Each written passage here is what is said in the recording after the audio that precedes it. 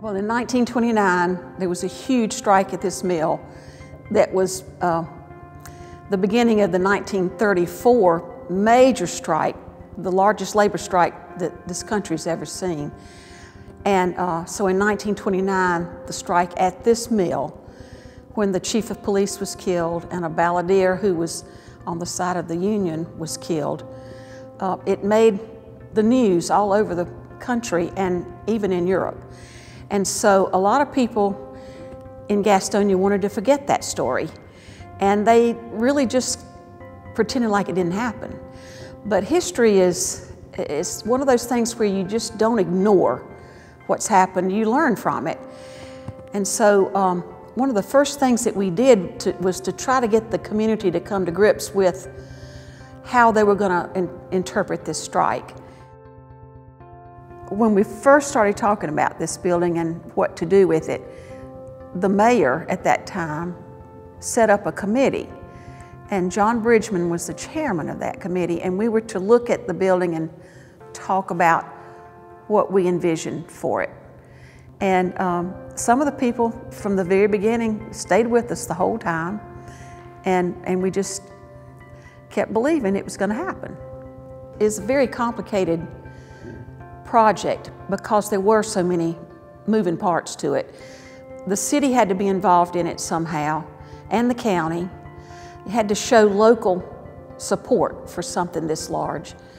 And because it's a historic building, there's some great things that come with that, but there are also some restrictions. You have to be sure that you don't damage the integrity of the building as you're fixing it.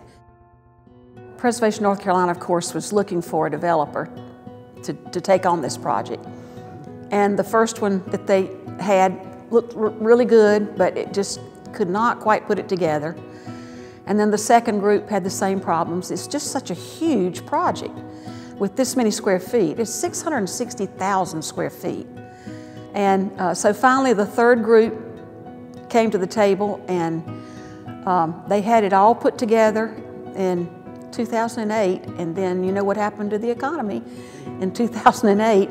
So we had a couple years that we just sort of sat and waited to see what was going to happen, and a lot of us were really afraid that that was the end of it. But 2010, those guys came back and were able to put it together again. So what's here now is because of them.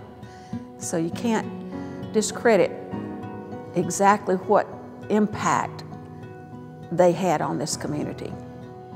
You're not going to find another building like this one in the whole Southeast. There were some large buildings in the Northeast in the beginning, but this was the largest one under one roof in the South.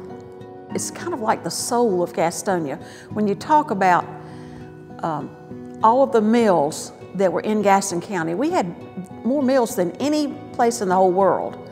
We had over 100 mills in this county. So we were the combed yarn center of the world.